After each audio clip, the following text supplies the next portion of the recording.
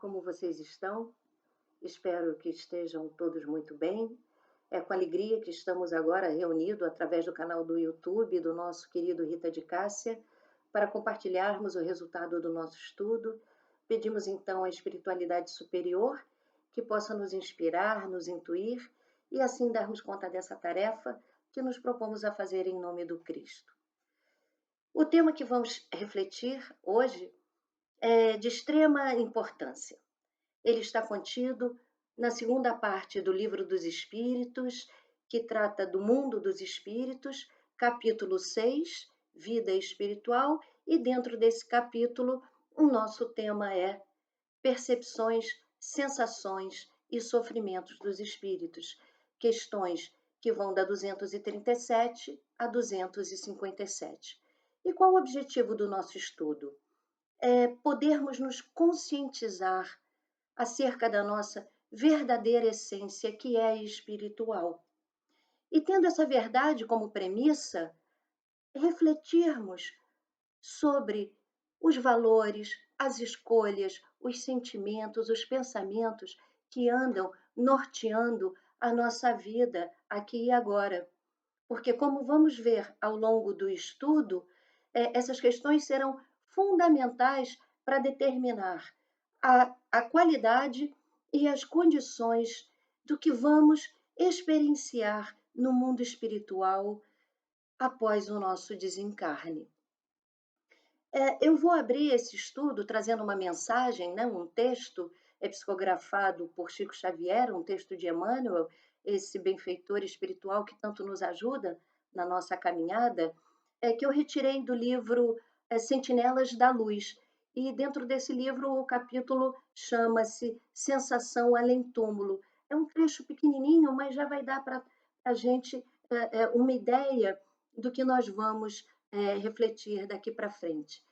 Essa mensagem diz o seguinte: não ouvides que a morte do corpo denso reintegrar-te-á no patrimônio de emoções que amealhaste a benefício ou em desfavor de ti mesmo.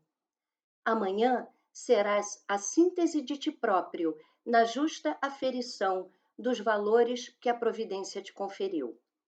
É por isso que as sensações além-túmulo representam o retrato positivo das imagens que criamos no laboratório da existência física, determinando, segundo a lição do mestre, que o fruto de nossos desejos esteja à nossa espera, onde guardamos o coração.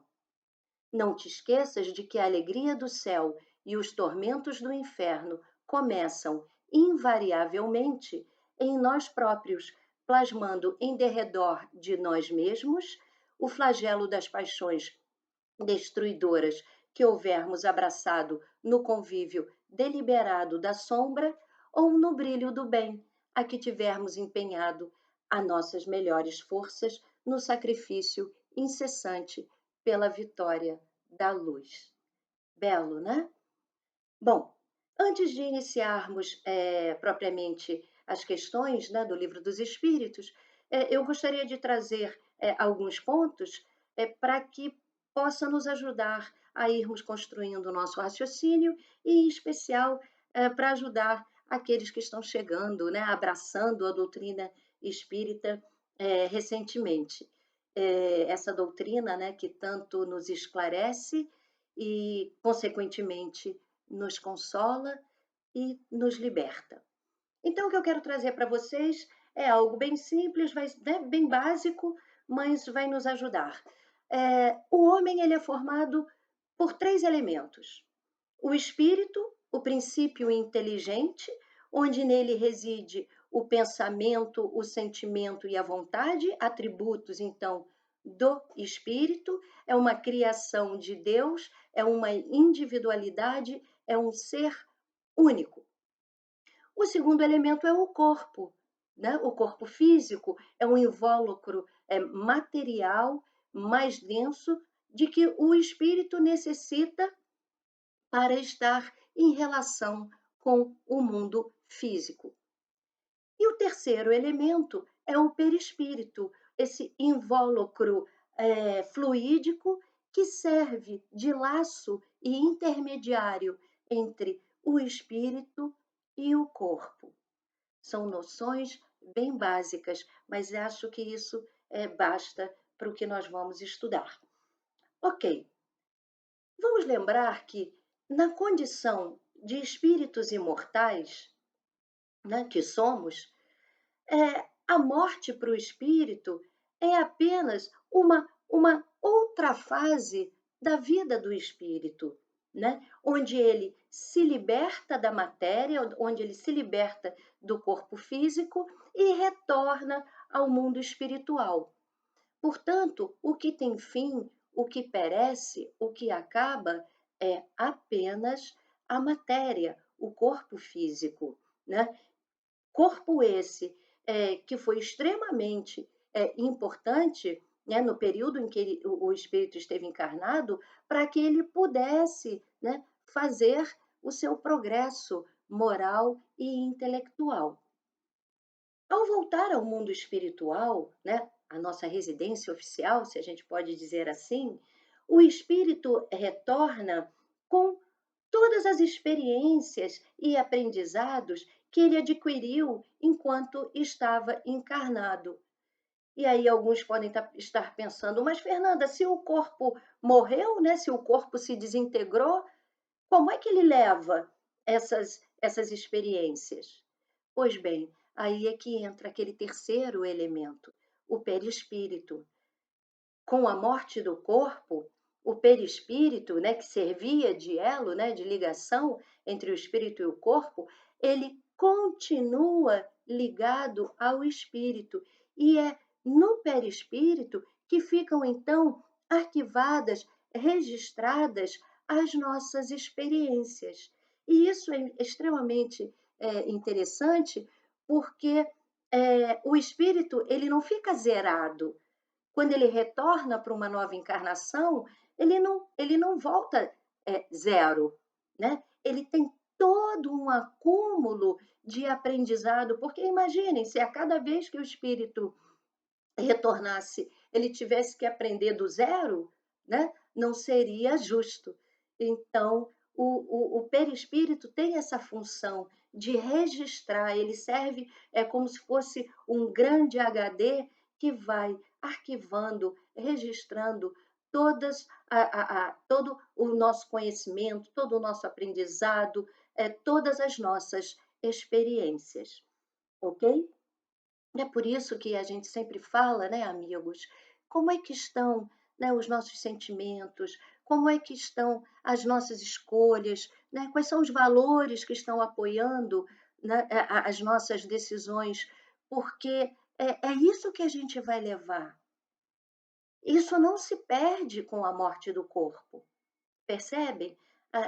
A gente deveria levar uma vida, né? Tocar a nossa vida de uma forma muito consciente e focada no espírito, porque é ele, né?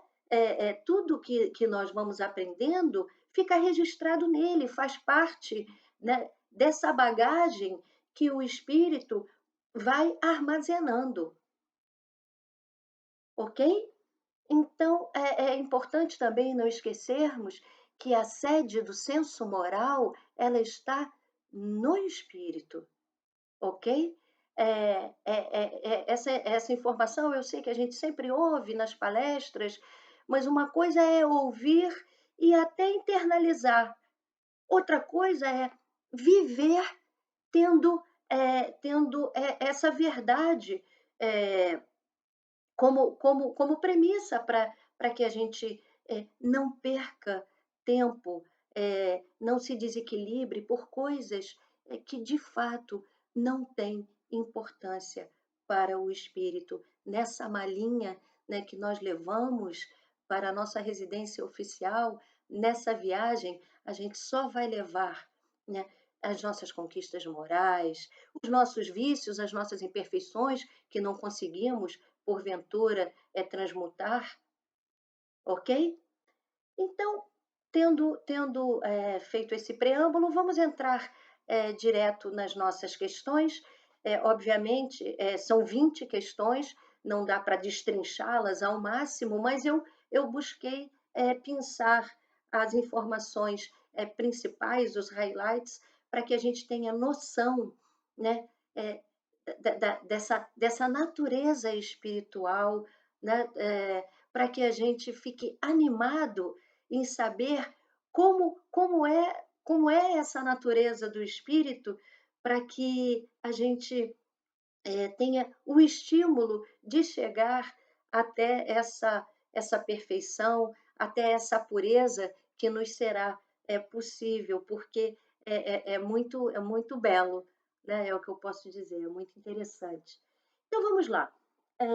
A espiritualidade superior, logo na questão 237, ela vem nos dizer que de volta ao mundo dos espíritos, o espírito conserva as percepções que ele teve na Terra, além de outras que ele nem se deu conta, porque o corpo material obscurecia essas percepções. Na sua origem, o espírito é livre. Ao estar encarnado, ao estar, né, é, usufruindo de um corpo físico, de uma matéria densa, essa matéria densa tende a abafar, tende a limitar e a causar alguns entraves a todas as percepções e faculdades do espírito, mas ele retorna com essas percepções arquivadas, conservadas, né? Além de outras que ele nem se dava conta. A espiritualidade também vem nos dizer que quanto mais os espíritos se aproximam da perfeição, tanto mais sabem. Ou seja, se são espíritos superiores, sabem muito. Se são espíritos inferiores e imperfeitos, são mais ou menos ignorantes acerca de tudo. E ainda conforme a elevação e a pureza que os espíritos tenham atingido, eles conhecem o princípio das coisas. Já os de ordem inferior não sabem mais do que os homens. E aí eu faço um parênteses que é interessante, porque quando nós voltamos ao mundo dos espíritos, nós não retornamos como anjos, né? Nós retornamos sendo o que somos na realidade. Por isso que eles dizem que os espíritos de ordem inferior, eles sabem tanto quanto os homens sabem, né? O tanto quanto nós aqui sabemos, quando desencarnarmos, saberemos, né? O que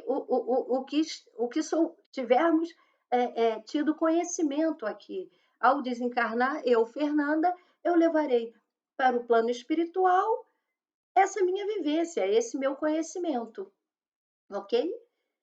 Quanto mais superior, né, o espírito seja, ele tem um conhecimento, obviamente, muito mais amplo, inclusive conhece o princípio das coisas, como Kardec nos traz, através da espiritualidade.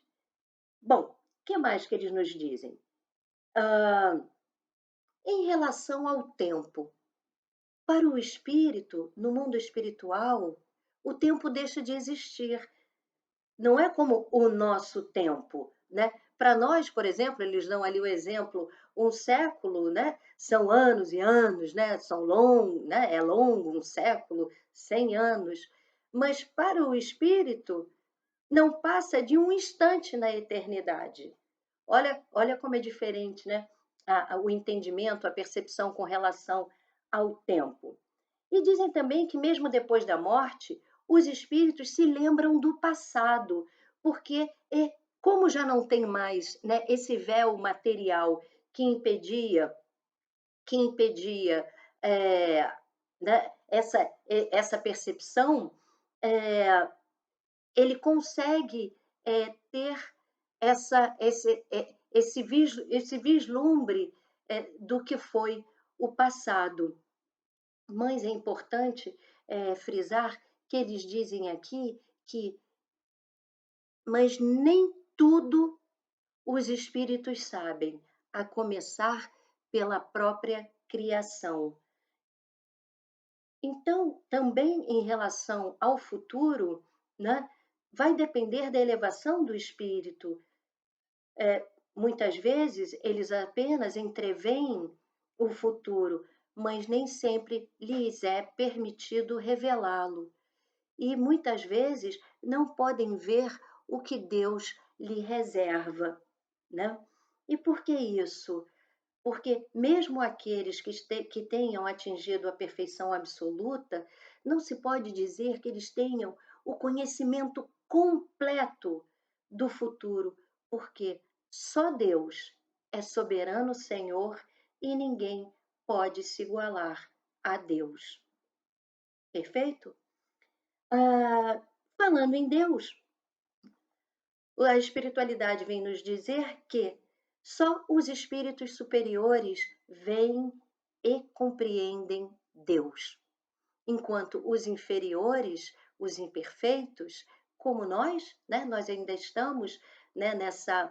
é, eu não gosto muito de falar da categoria, né, mas nós ainda estamos nessa fase de espíritos imperfeitos, e como espíritos imperfeitos, nós apenas o sentimos, né? Sentimos Deus. E eles até eles colocam aqui que, como espíritos inferiores, nós até temos pressentimentos, né, que nos chegam do que devia ser feito, do que não devia ser feito, né, como se fossem avisos secretos.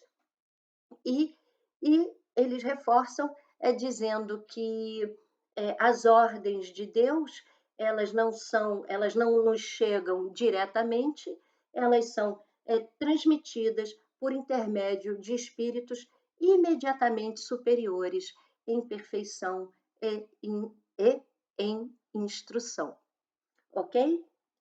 E como se dá a visão do espírito? O espírito não tem a visão circunscrita como nós, né, encarnados, né, como nós, seres corpóreos. A visão, ela reside nele, espírito, como um todo, né? Eles não precisam da luz exterior para poderem ver, né? Eles veem por si mesmos. No homem, né, em nós, a visão, ela se dá pelo funcionamento de um órgão, né, que a luz impressiona. E no caso dos sonhos, por exemplo, né, o espírito ele percebe os sons, mesmo, mesmo os mais imperceptíveis aos nossos ouvidos, né? Que temos ainda os sentidos obtusos, né, se compararmos com os sentidos do espírito, né?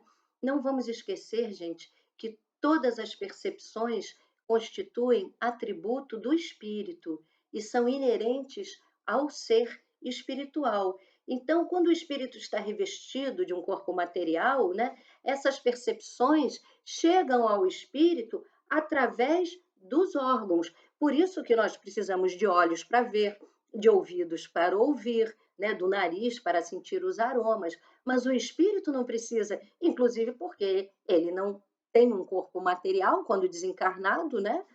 Então não existem órgãos. Tudo, né? Tanto a visão quanto os sons fluem, né? Fluem diretamente do próprio espírito. Agora, com relação a como ele se transporta, né? Como o espírito se movimenta, a espiritualidade superior nos diz que ele se transporta para onde quiser com a rapidez do pensamento. E dependendo também, né, do estágio evolutivo do espírito, ele pode, inclusive, estar presente em mais de um ponto. Né? Olha que beleza. Eu fico animada porque olha que beleza é a natureza espiritual. E a gente está vendo que quanto, né, é, quanto maior o patamar de evolução que o espírito vai chegando, mais, né, ele tem esse acesso. Mas, no geral, o que a gente está vendo aqui, né, e isso o espírito que hoje, né, está encarnado, né, nessa personalidade Fernanda, ele desencarnado, né, quando desencarnar, ele também enxerga, né? Ele vê como um todo, ele ouve os sons mais sensíveis que existem. Então, vamos em frente. Eles nos dizem também que os espíritos elevados, eles só ouvem e veem o que querem, enquanto os espíritos imperfeitos, eles até recebem, né, informações, né, através de intuições e inspirações, mas um pouco de mau grado, né? É como a gente, né, encarnado que recebe um conselho, que tem, né, informações preciosas para nos ajudar na nossa caminhada, mas a gente faz vista grossa.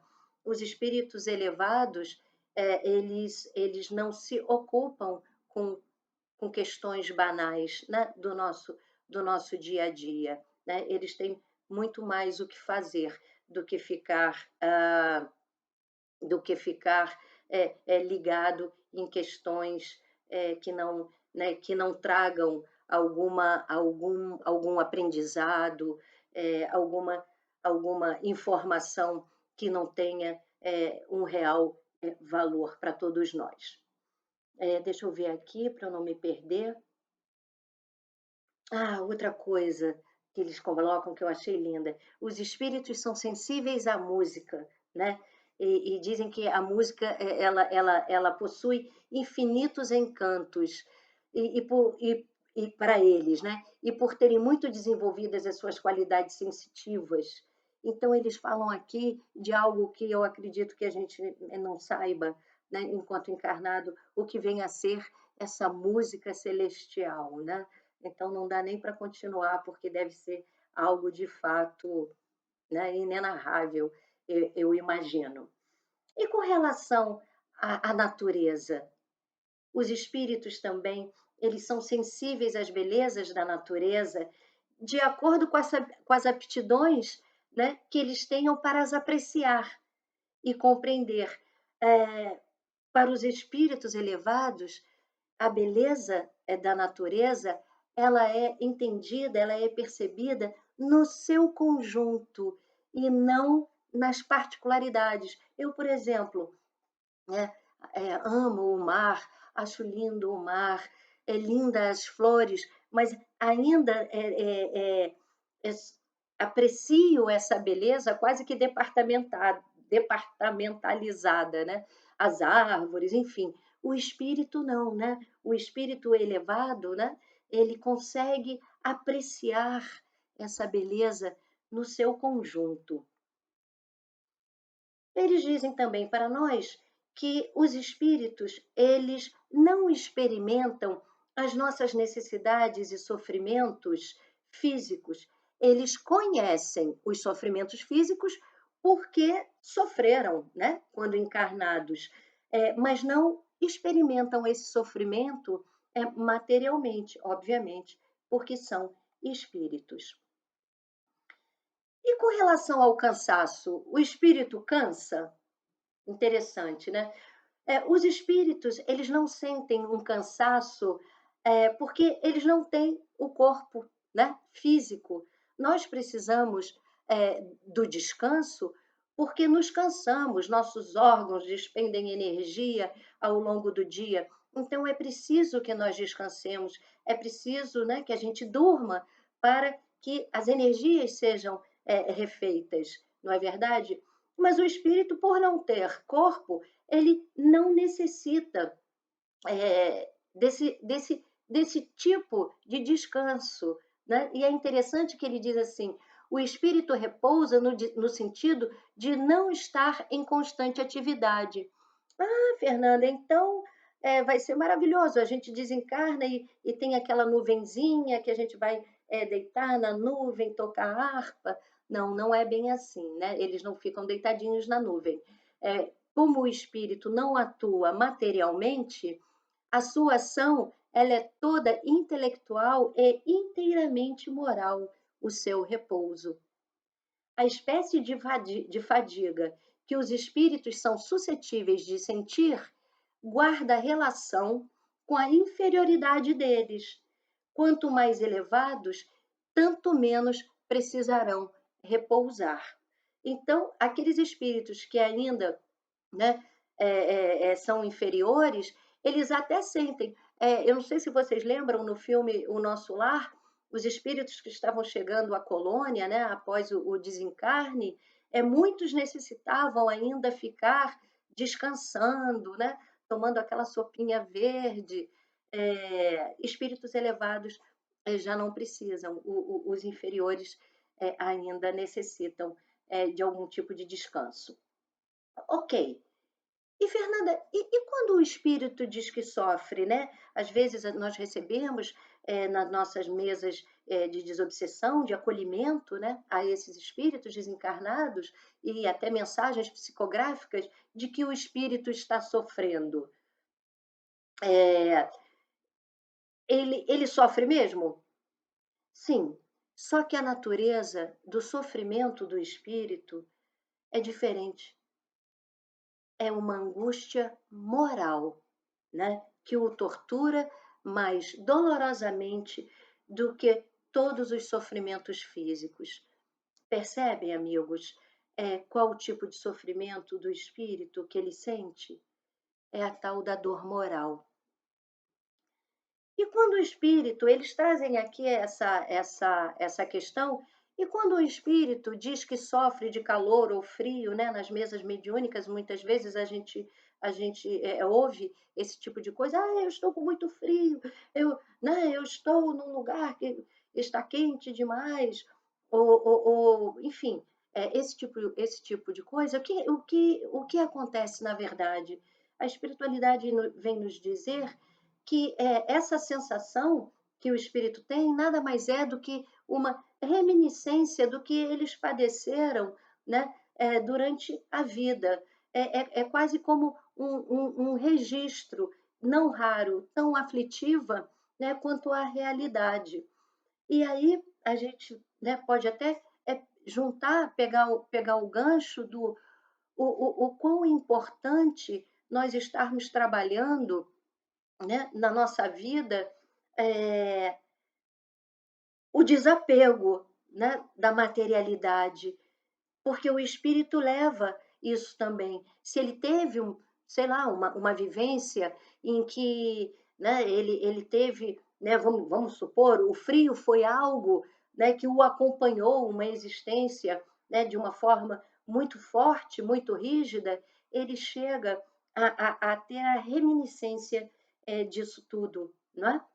Hum, é, e por fim, a última questão, a, a espiritualidade vem nos dizer que sim, o corpo é o instrumento da dor. Se o corpo não é a causa primária da dor, é pelo menos a causa imediata. O espírito, ele tem a percepção da dor, e essa percepção é o efeito no espírito. A percepção da dor é um efeito, não é a causa. Lembremos que a causa estava lá no corpo físico.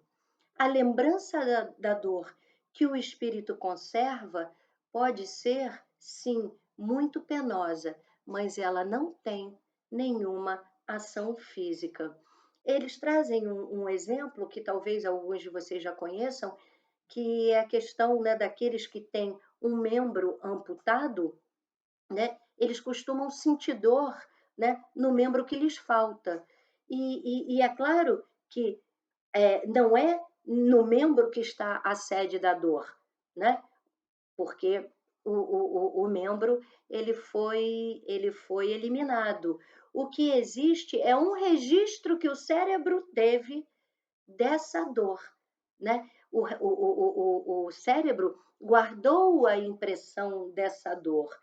E eles usam esse exemplo para nos dizer, então, que a partir dessa comparação com a questão de um membro amputado, é possível, então, admitir coisa semelhante que ocorra nos sofrimentos, né, do espírito após a morte. Né? O espírito não tem mais o corpo, mas fica registrado e ele sente essa impressão da dor, ok? É, então, amigos, se nós pensávamos, né, que ao desencarnarmos, ao estarmos livres do corpo físico, que era o instrumento das nossas dores, nós não mais sofreríamos, isso não é verdade, né? Como nós vimos. Nós podemos sim sofrer. Mas pode-se dar que a gente continue a sofrer até por muito tempo, mas também que nós deixemos de sofrer até mesmo desde o instante em que desencarnamos. Mas como, Fernanda? Você acabou de dizer que a gente vai sofrer quando desencarnar no mundo dos espíritos? Isso vai depender da forma como nós estamos vivendo. Vai depender da forma que estamos ligados a essa matéria, a esse corpo físico. Os sofrimentos deste mundo em que vivemos, algumas vezes, eles independem de nós, porém, na maioria das vezes, são devidos à nossa própria vontade.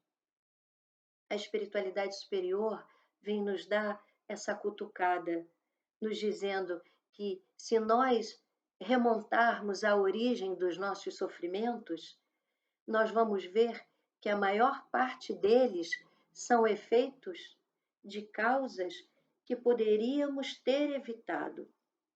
Quantos males, quantas enfermidades sofremos por conta dos nossos excessos, dos nossos abusos, da nossa ambição, numa palavra, por conta das nossas paixões. Não é verdade? Quanta coisa a gente poderia ter evitado e que acabou nos fazendo sofrer. Aquele que sempre vivesse com sobriedade, que de nada abusasse, que fosse simples nos gostos e modesto nos desejos, a muitas tribulações evitaria.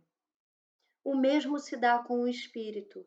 Os sofrimentos por que passa são sempre a consequência da maneira como viveu na Terra. Eu acho que essa frase é a moral do estudo. Os sofrimentos por que passa o espírito são sempre a consequência de como ele viveu na Terra. Então, amigos, foi como eu comecei, né? Eu iniciei levantando a questão: como estamos vivendo? Como está o nosso coração, os nossos sentimentos? Quais as escolhas estamos de fato fazendo? Eles ainda dizem assim: se eu sofrer, resulta dos laços, o sofrer do espírito, resulta dos laços que ainda o prendem à matéria.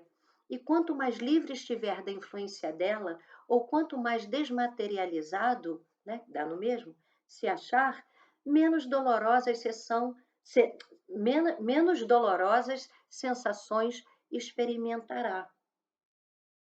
Então, quanto mais, né, a gente se desapegar das coisas materiais, mais fácil também vai ser essa nossa viagem, essa nossa passagem, não é?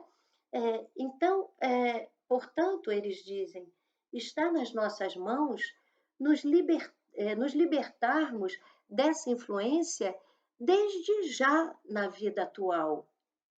Temos o livre-arbítrio, a faculdade, né, que Deus nos facultou de podermos escolher o que fazer e o que não fazer.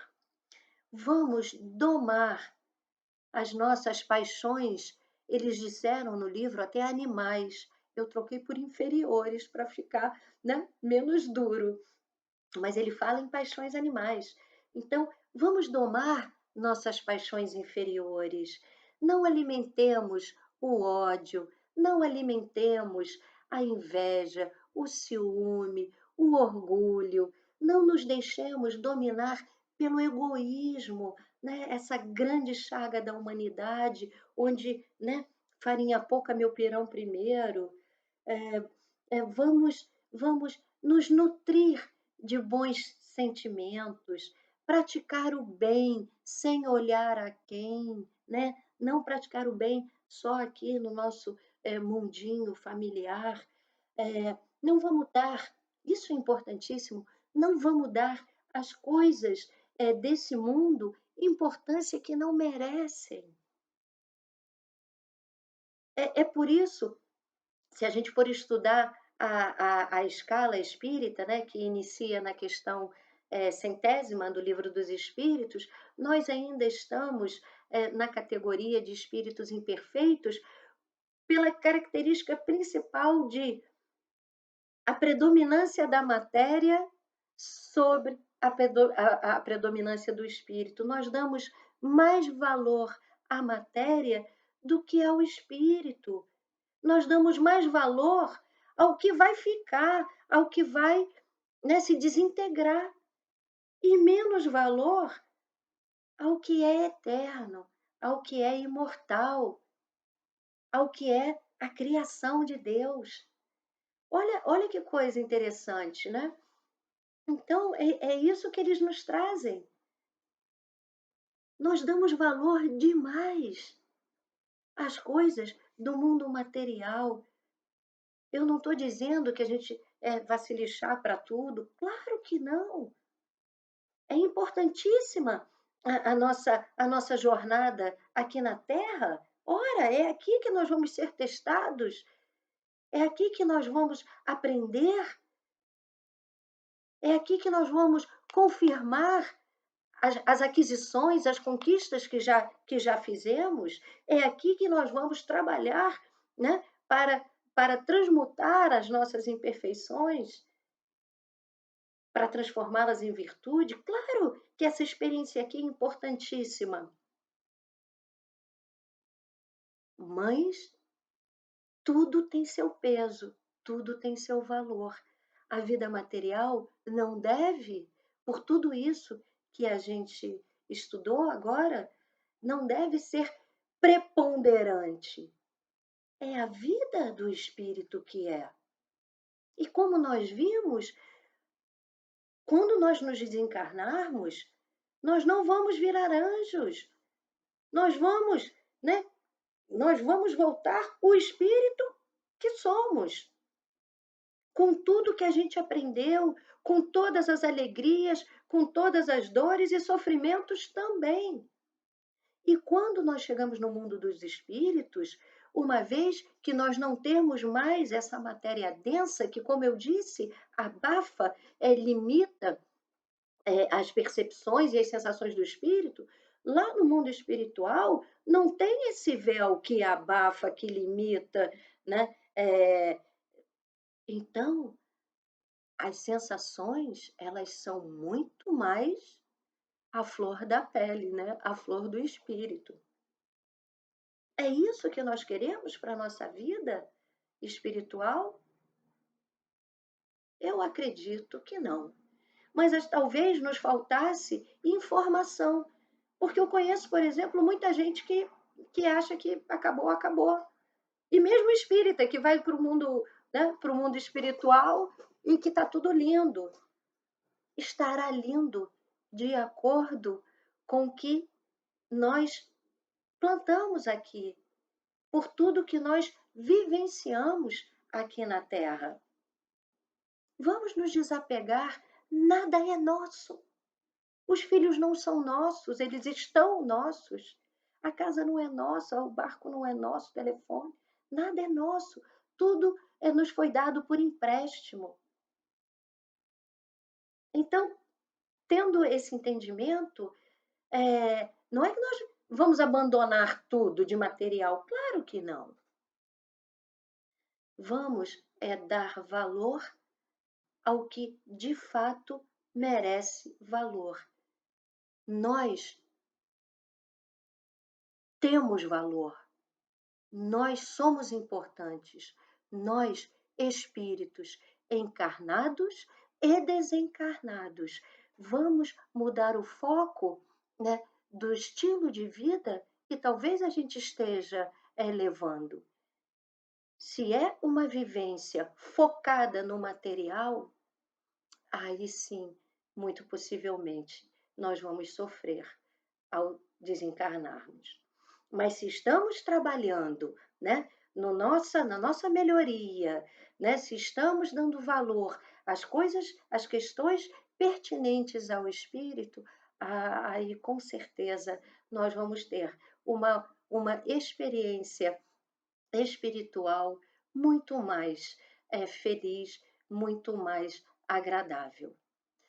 Já extrapolamos aqui o nosso tempo em um minutinho, eu peço desculpas e peço a Deus, então, que nos abençoe, que nos proteja, que fortaleça, né, o nosso propósito de nos tornarmos espíritos melhores, para que a gente possa usufruir de toda essa beleza, né, de toda essa natureza maravilhosa, né, que os espíritos puros, os espíritos mais elevados, eh, já conseguem, ok? Então, um beijo a todos, muito obrigada pela atenção.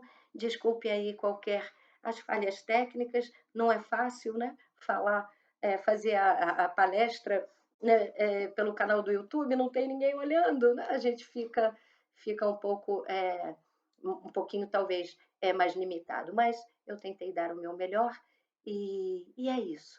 Fiquem ligados no canal do Rita, tem sempre palestras maravilhosas que vão nos ajudar na nossa caminhada. Obrigada a todos e graças a Deus.